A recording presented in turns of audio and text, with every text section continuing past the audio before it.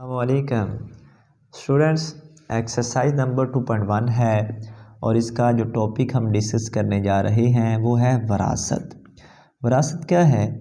जब भी कोई शख्स वफ़ात पा जाता है तो वो अपने पीछे जो जायदाद, जो बंगला, गाड़ी, मालियत छोड़ के जाता है वो उसकी वरासत कहलाती है।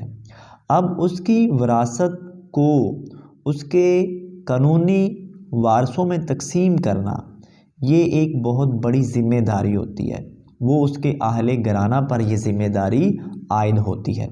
तो जब वरासत छोड़ के बंदा फौत हो जाता है तो उस पे कुछ अखराजात जो होते हैं, कफन दफन के अखराजात या मरहूम के ज़िम्मे जो कर्ज़ है वो भी अदा करना होता है। फिर इसके बाद अगर कोई उसकी वसीयत है तो उस पे भी अमल करना होता है।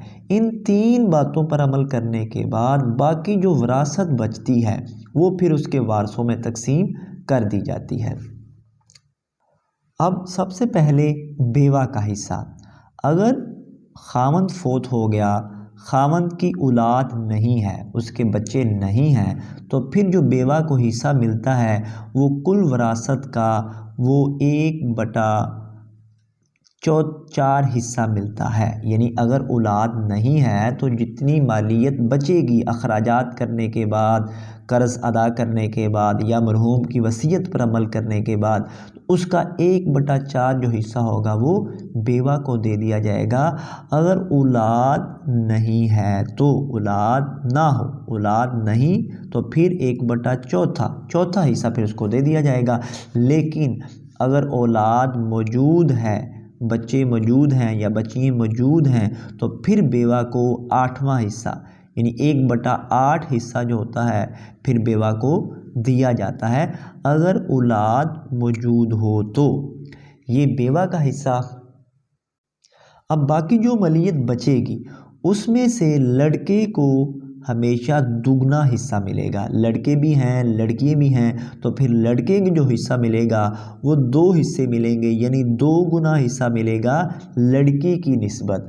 और अगर जो लड़कियाँ मौजूद हैं तो लड़की को हमेशा 1 हिस्सा मिलेगा, यानी कंपैरेटिवली लड़के से कंपेयर करेंगे, लड़के को हमेशा 2 हिस्से मिलेंगे और लड़की को हमेशा 1 हिस्सा मिलेगा। और अगर तो हैं ही सिर्फ लड़के तो फिर जो बाकी जायदाद बचेगी बेवा को देने के बाद वो लड़कों में बराबर बराबर तकसीम कर दी जाएगी।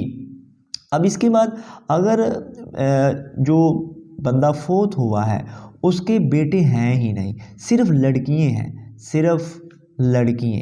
अगर सिर्फ लड़कियां हैं तो फिर लड़कियों की क्या शर्त है? अगर तो लड़कियां 2 या 2 से ज़्यादा हैं, 2 हो या 2 से ज़्यादा, तो फिर 2 से ज़्यादा, तो फिर बेवा को हिस्सा देने के बाद बाकी जितनी मालियत बचेगी उसका 2/3 हिस्सा, बाकी जो मालियत बचेगी उसका 2/3 हिस्सा जो होगा वो लड़कियों में तकसीम कर दिया जाएगा।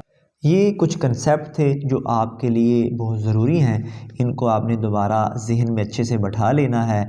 इसके बाद क्वेश्चंस को आपने सॉल्व करना है तो क्वेश्चन बड़ी आसानी से सॉल्व हो जाएंगे। तो अब हम चलेंगे क्वेश्चन को सॉल्व करने की तरफ। क्वेश्चन नंबर 7 की तरफ चलते हैं।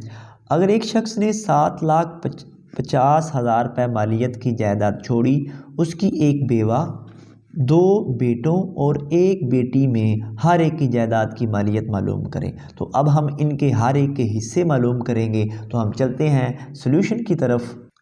कुल मालियत उस शख्स के पास है 7,50,000 रुपये।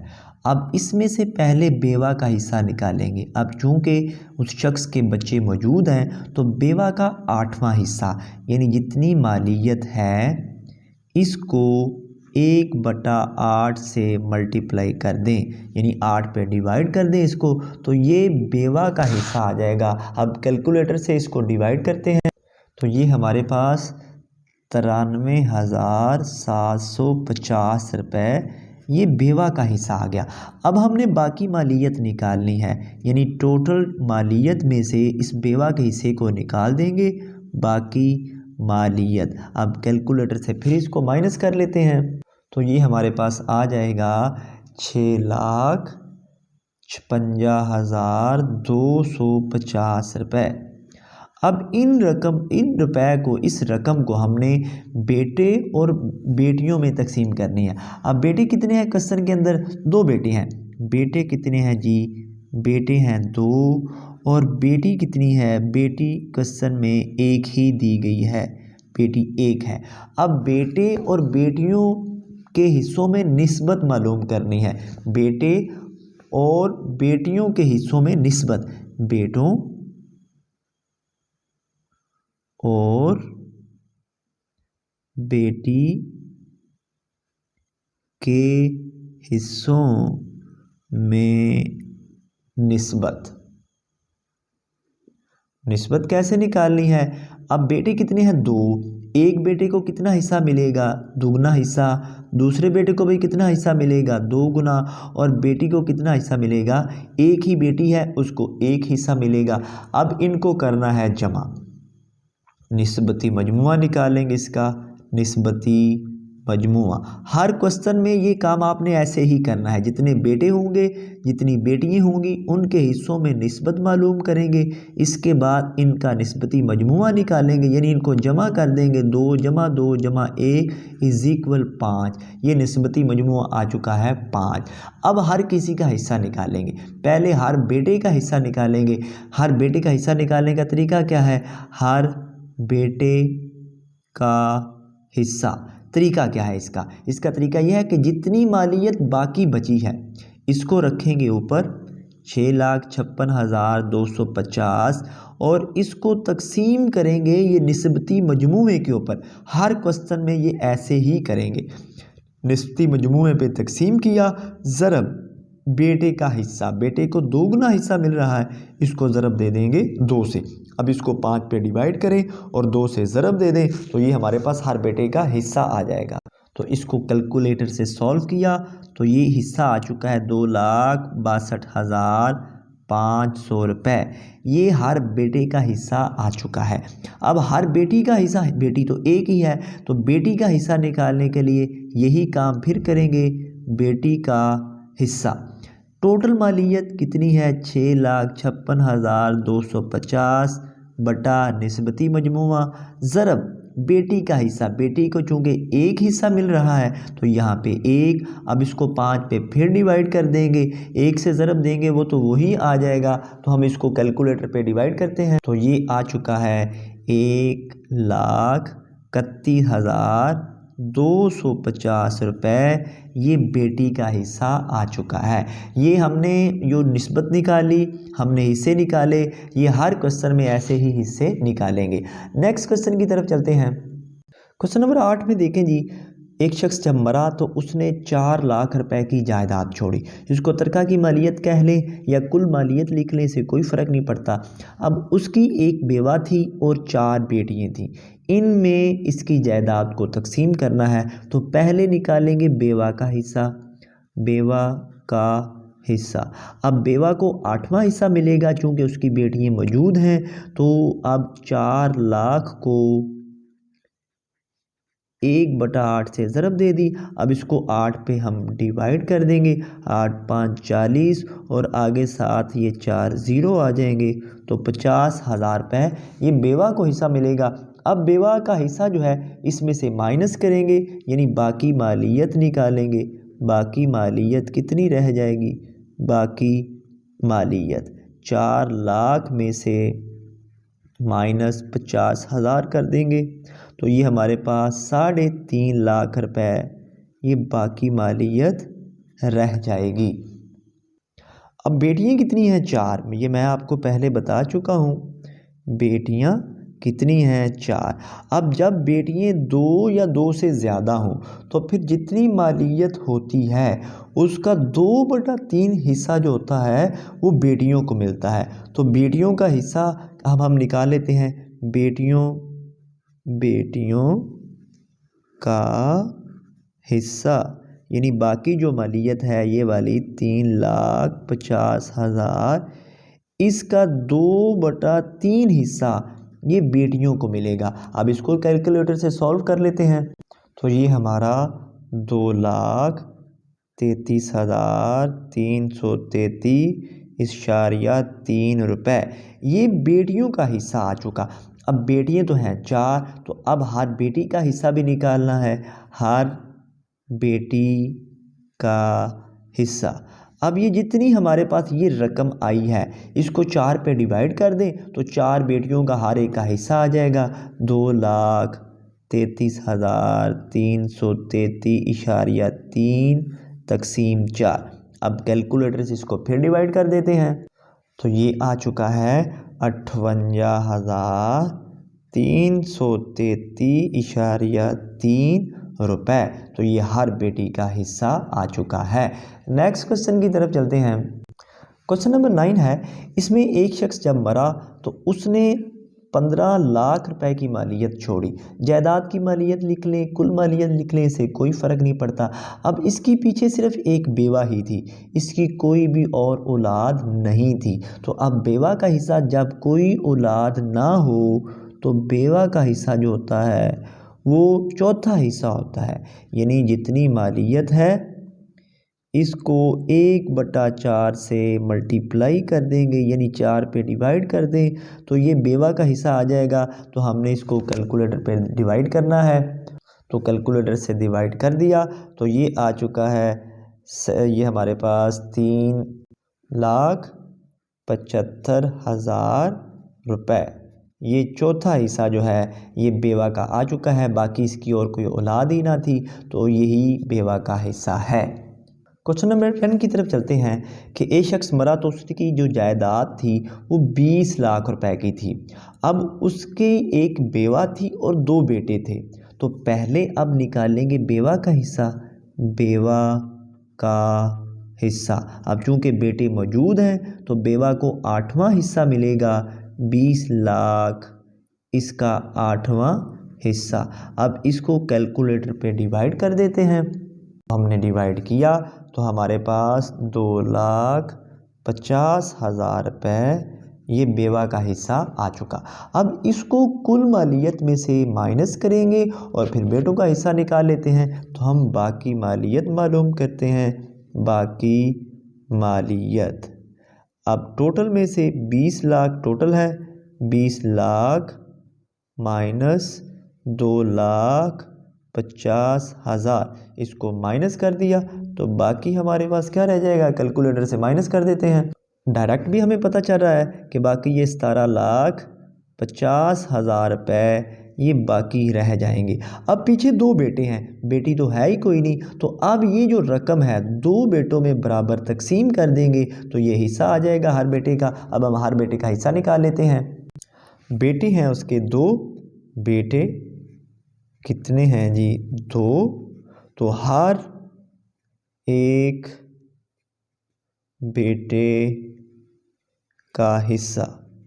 अब 17,50,000 इसको 2 पे तकसीम कर देंगे, 2 ही बेटे हैं, 2 पे तकसीम कर देंगे तो ये हर बेटे का हिस्सा आ जाएगा।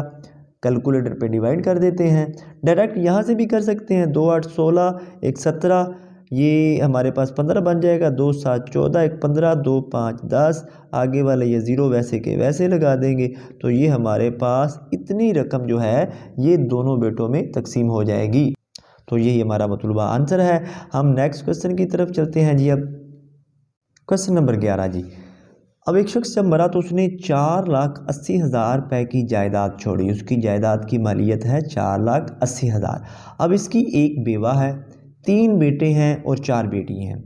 इनमें हमने पूरी जायदाद को तकसीम करना है तो पहले बेवा का हिस्सा निकालेंगे, बेवा का हिस्सा। अब चूँकि औलाद मौजूद है तो इसको 8वां हिस्सा मिलेगा बेवा को, 4,80,000 इसका 8वां हिस्सा। इसको 8 पे डिवाइड कर देते हैं, 8 6 48 और इसके साथ ये 4 0 आ जाएंगे, 60,000 रुपये ये बेवा का हिस्सा है। अब हमने बाकी मालियत निकालनी है, बाकी मालियत कितनी रह जाएगी, बाकी मालियत। अब 4,80,000 में से इसको 60,000 को माइनस कर देंगे तो बाकी हमारे पास 4,20,000 20,000 रुपये ये रह जाएंगे। अब बेटे कितने हैं? बेटे उसके हैं 3 और बेटियां कितनी हैं? बेटियां हैं 4। तो हम लिख देते हैं बेटे कितने हैं? बेटे इसके हैं बेटे हैं 3 और बेटियां कितनी हैं जी? बेटियां ये हैं 4। अब इनके हिस्सों में हैं, हम निकालेंगे निस्बत बेटे और बेटियों के हिस्सों में निस्बत अब जितने बेटे हैं, चूँकि बेटे को 2 हिस्से मिलते हैं तो 3 बेटे हैं, 2 निस्बत 2 यानी 3 बेटे हो गए निस्बत, और 4 बेटियां हैं, बेटी को 1 हिस्सा मिलता है तो ये 4 बार 1 लगा देंगे। अब इनका निस्बती मजमुआ निकाल लेंगे। निस्बती मजमुआ यानी सब को प्लस कर देंगे, 2 जमा 2 जमा 2 जमा 1 जमा 1 जमा 1 जमा 1, 6 4 10। तो निस्बती मजमुआ आ चुका है 10। अब हर एक बेटे का हिस्सा और हर एक बेटी का हिस्सा निकाल लेते हैं, वो हम पहले ही सीख चुके हैं। हर एक बेटे का हिस्सा यानी जितनी मालियत बाकी बची थी 4,20,000 बटा निस्बती मजमुआ ज़रब बेटे का हिस्सा, इसको 2 से ज़रब दे देंगे, ये 1 0 से 1 0 कट हो जाएगी। अब इसको 2 से मल्टीप्लाई कर देंगे, 0 0 2 2 4 4 2 8, 84,000 रुपये ये हर एक बेटे का हिस्सा आ जाएगा। अब हर एक बेटी का हिस्सा निकाल लेते हैं। हर एक बेटी का हिस्सा, वही काम, जितनी मालियत बाकी बची थी इसको निस्बती मजमूए पे डिवाइड करेंगे और 1 से ज़रब दे देंगे, 1 0 से 1 0 कट हो जाएगी तो बाकी क्या बचेगा? ये हमारे पास 42,000 रुपये, 42,000 रुपये ये हर एक बेटी का हिस्सा आ जाएगा, यानी बेटी को 1 और बेटे को दुगना मिलता है। तो यही हमारा मतलूबा आंसर है। अब हम नेक्स्ट क्वेश्चन की तरफ चलते हैं। क्वेश्चन नंबर 12 की तरफ चलते हैं जी। अब ये नजीब नाम का एक बंदा था, जब वो फोत हुआ तो उसने पीछे कितनी जायदाद छोड़ी? 4 लाख रुपए। अब यहाँ पे जायदाद की मालियत लिख लें, कुल तरका लिख लें, जायदाद की मालियत अकेली जायदाद लिख लें, इससे कोई फ़र्क नहीं पड़ेगा, ये बिल्कुल ठीक है। तो मैंने यहाँ पे सिर्फ जायदाद लिख दिया, 4 लाख रुपए की उसने जायदाद छोड़ी। अब उसके पीछे कोई भी औलाद नहीं थी, सिर्फ उसकी एक बेवा थी। अब जब औलाद ना हो तो बेवा का हिस्सा कैसे निकालते हैं? बेवा को फिर चौथा हिस्सा मिलता है। तो हमारे पास ये जितनी रकम है इसको 1/4 से मल्टीप्लाई कर देंगे। अब इसको कट करेंगे, 4 1 4 और बाकी आगे साथ 0 आ जाएंगे। तो ये 1 लाख रुपए ये बेवा का हिस्सा है जो जायदाद में से इसको मिलेगा। तो ये आपकी एक्सरसाइज कंप्लीट हो चुकी है। इन क्वेश्चंस को बार बार करें, इनकी प्रैक्टिस करें, जहाँ से समझ ना आए वीडियो को दोबारा देखें, बार बार देखें, ये क्वेश्चन आपके लिए आसान हो जाएंगे। मैथ जो होता है वो प्रैक्टिस से ही आसान होता है, इजी होता है। अल्लाह आपका हामी नासर हो।